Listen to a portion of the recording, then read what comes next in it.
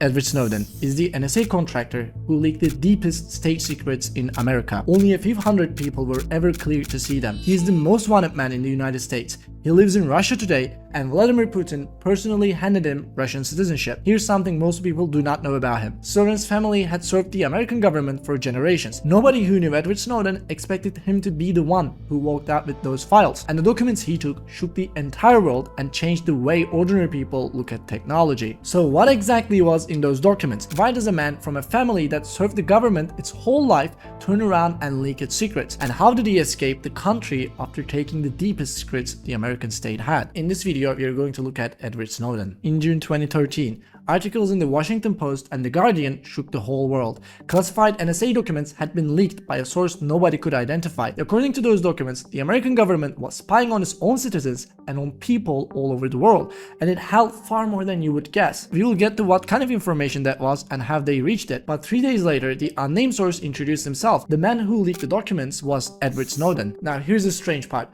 Edward Snowden never finished high school. He caught mononucleosis in his sophomore year, missed 4 months of class, and was told he would have to repeat the year. He never went back. So you might ask how someone like that ends up working for the CIA and the NSA, and how he reached data most people inside the NSA could never touch. To understand that, we have to look at what happened in America on September 11. The America before September 11 and the America after September 11 are two different countries. Inside the CIA, the NSA, and the FBI, an enormous amount changed after those attacks. The official American conclusion was blunt. The attacks could have been prevented, and the reason they were not prevented was that those agencies were walled off from each other and could not share what they knew. If they had not needed a judge for every single step, if decisions could have been made faster, the attacks would not have happened. That was the conclusion American officials reached, and on top of that conclusion, they started building secret programs. They wanted the data of the entire world collected in one place, starting with American citizens. So why build in secret? For that, look at the 4th Amendment of the American Constitution. The right of the people to be secure in their persons, houses, papers, and effects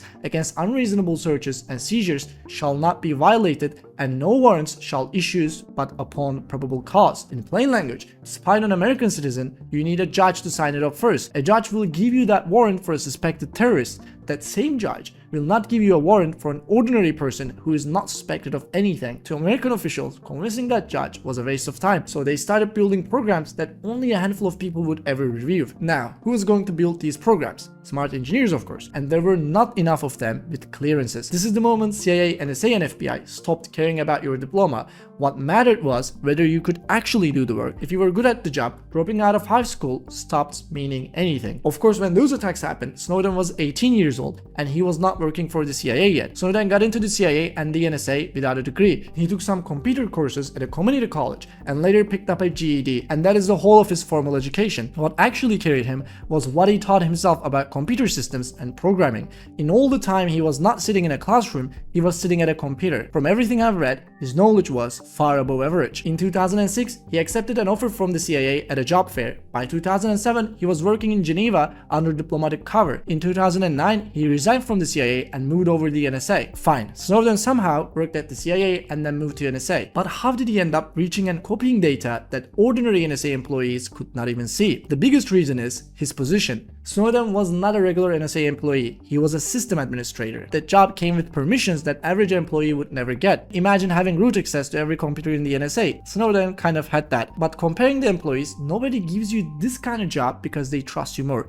They give it to you because somebody has to keep the machines running. This was Edward Snowden's job inside the NSA. So what did Snowden discover from that chair? The most important of the leaked documents is the PRISM program. Under PRISM, Microsoft, Google, Facebook, and Apple were handing user data to the NSA. Emails, chat records, and essentially anything else that reach to those companies was available to NSA. At the time, end-to-end encryption was not common, and forget end-to-end encryption, even HTTPS was not common. HTTPS is that little padlock in your address bar, and it scrambles the traffic between you and the website. Put those two facts together and you get the real picture. The NSA had data of every user on social media. The second important one is a program called XKeyscore. XKeyscore collected data from a large number of internet service providers and turned all of it into one database. From that database, you could pull up the traffic of anyone you wanted. And like I said, websites were not using HTTPS back then, which means that user data was moving around unencrypted. In March 2016, Google published a report on this. Out of the top 100 sites on the internet, only 25 used HTTPS by default. 75 of them did not. That is 2016, and we were talking about 2013. Without HTTPS, the NSA could record the data of almost everyone on Earth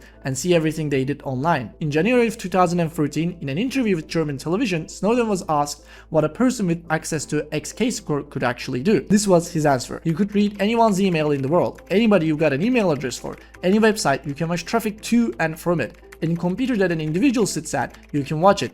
Any laptop that you're tracking, you can follow it as it moves from place to place throughout the world. It's one-stop shop for access to the NSA's information. You can tag individuals. Let's say you work at a major German corporation and I want access to that network. I can track your username on a website, on a forum somewhere. I can track your real name. I can track associations with your friends, and I can build what's called a fingerprint, which is network activity unique to you. Which means anywhere you go in the world, anywhere you try to sort of hide your online presence, hide your identity, the NSA can still find you. The third important thing in the documents is the phone records. The NSA was collecting the metadata of millions of phone calls made by American citizens. Metadata means the information around the call rather than the call itself. Which number called which number, at what time, and for how long. There's a lot more in those documents, but these are the ones that matter most. Now, put yourself in Edward Snowden's place for a second. You have a partner you love and you want to marry her. You have a family and you have friends. You're building a career at one of the most important institutions in your country. The money is very good, but at the same time, you have seen these documents with your own eyes. You can see how people are being tracked. You personally can type in someone's email address and follow everything they do. If you decide to hand this to the public, your entire career is over the same day, and there's a real chance you never see daylight again. I mean that literally. They can bury you so deep that you never see the sun for the rest of your life. You can be tortured. You can lose the wedding, the home, and every plan you ever made. What would you do? Be honest with yourself before you answer. Most of humanity would not do what Edward Snowden did. I make privacy and security videos for a living. I've been thinking about this for years as well, and I probably still cannot promise you I would have done it. After Snowden saw all of it, he could not sit on it. The state was reaching every citizen's information without permission, and the public was completely in the dark about it. He did not think that was right. In his own words, what was needed was a debate. It was not right for this much data to sit in these people's hands without the public ever agreeing to it. So he decided to leak the documents. But let's pay attention here, because leaking documents out of the NSA is not a simple job. Your operational security has to be perfect the whole way through, or you never see daylight again. And remember, Snowden leaked the documents and still managed to get out of the United States. How does a man leak America's biggest secrets and then walk out of the country? Do not forget that his computer skills were far above average, and he knew operational security deeply. So Snowden planned his escape before he leaked a single document. First, because he was a system administrator, he copied the files to his own machine without anyone noticing. In December 2012, he sent an anonymous email to the journalist Glenn Greenwald saying he had documents but would only send them over encrypted mail. Greenwald ignored him. So in January 2013, he went to the documentary filmmaker Laura Poitras instead, under the name Citizen 4. He told her the government was watching people and that he wanted to leak it. You might ask something obvious here. If the Americans could watch that much email traffic, how did they not catch this email in advance? Like I said, Edward Snowden knows operational security. He encrypted his emails with GPG keys, and the entire conversation happened inside encrypted channels. He did not even tell Laura who he was until they met in person. In May 2013, Snowden took medical leave from his post in Hawaii. He was about as far from NSA headquarters as an American employee can get, in an underground bunker in Hawaii, and for the previous year, he had been the only person staffing his own office. Nobody noticed he was gone. Once the leave came through, he flew to Hong Kong. His choice of Hong Kong matters, and there's a reason behind it. This part confuses people because Hong Kong did have an extradition treaty with the United States, but that treaty has a clause in it. Extradition can be refused for an offense of a political character. On top of that, China could block any handover from Hong Kong, and the whole thing would have to run through Hong Kong courts, which could take months. Snowden said it himself at the time. He had faith in Hong Kong's rule of law, and he would rather fight the American government in a courtroom there than get picked up at home. Snowden met Laura and two other journalists in Hong Kong, Glenn Greenwald and Evan McCaskill. Greenwald and McCaskill were from The Guardian. Poitras was working with the Washington Post. He briefed them on the documents and answered their questions. There are two important points here.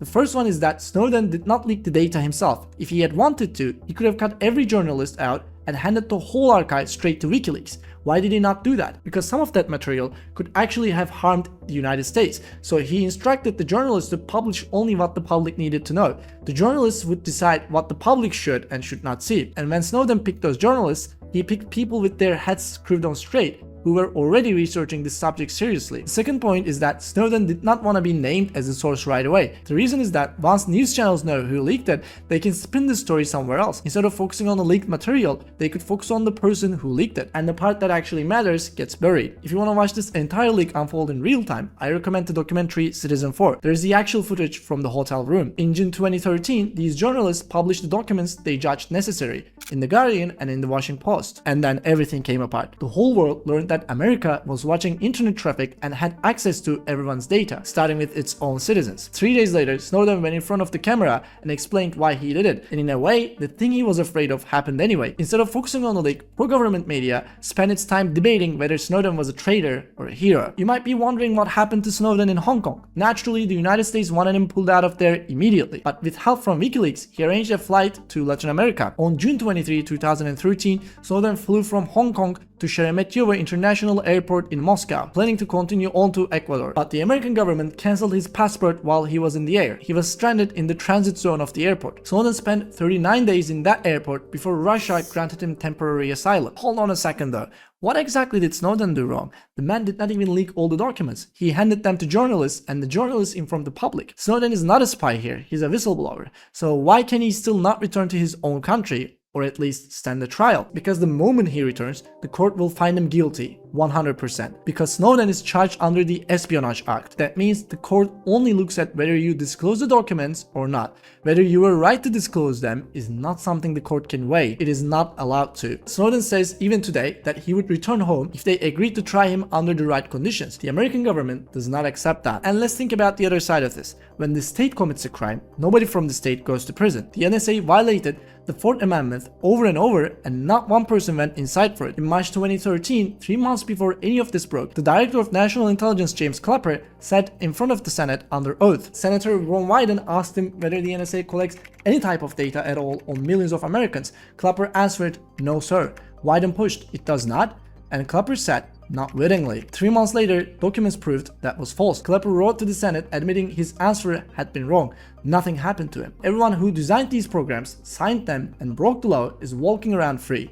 The one man who told the public your rights are being violated is stuck outside his own country and he cannot get a fair trial. If they could, they would put him in a hole and never let him see daylight again. So what is Snowden doing now? He's still in Russia. In September 2022, Putin signed a decree granting him Russian citizenship. Do not read that as Snowden being a fan of Russia. In 2014, he went on live Russian television and asked Putin to his face whether Russia intercepts and stores the communications of millions of its own citizens. Putin said no. Snowden then wrote publicly that Putin's answer was the same kind of denial American officials had given, and that he did not believe it. I will be straight with you though. Since Russia invaded Ukraine, Snowden has gone very quiet. He barely posts. Draw your own conclusion about why a man living on Russian soil with a Russian passport might not be criticizing the Kremlin this year. The only reason he's in Russia is that he has nowhere else to go. Snowden leaking these documents changed the world. The disclosures set off a global argument about privacy rights and about how much data a government should be able to reach. That is exactly what Snowden wanted to achieve. In America, some legislations changed. The USA Freedom Act was signed in June 2015 and it ended the bulk phone records collection in that form. Even with all of that, the CIA, NSA, and FBI find gaps in the law. They keep collecting data one way or another. The better development is that public pressure pushed technology companies into stronger encryption. HTTPS and end-to-end encryption spread everywhere. Remember that Google number? 75 of the top 100 sites with no HTTPS in 2016. Today, you cannot ship a login page without it and your browser will mark you as insecure. Apple turned on device encryption by default in iOS 8 in 2014 and Android followed. The FBI director went on television to complain that encryption was leading everyone to a very dark place. The complaint is your receipt. It means it's working. Governments also started localizing data and passing laws requiring important data to be stored inside their own national borders. Still, I hope this video explains why I do not trust a lot of the giant technology companies on privacy. Those companies are sitting on millions of pieces of data that are not end-to-end encrypted. How do we know if that data is not one click away inside an NSA database somewhere?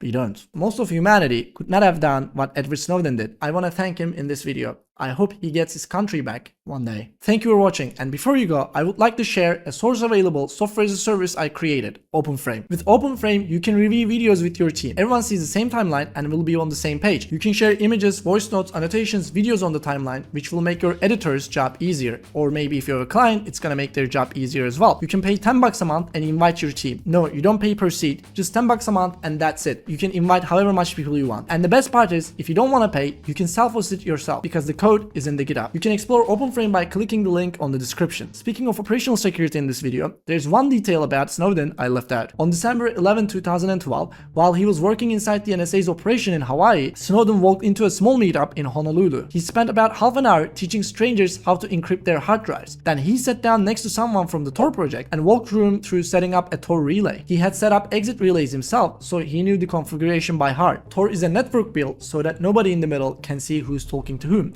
It is still running today. You can install it this afternoon and it costs nothing. But almost everyone who tries it makes the same mistake. They download Tor browser, open it on default settings and assume they're invisible. Unfortunately, you're not. There are 4 levels to this and level 1 is where most people stop. I made a video that walks through all 4 of them. You can click right here to watch that. See you there.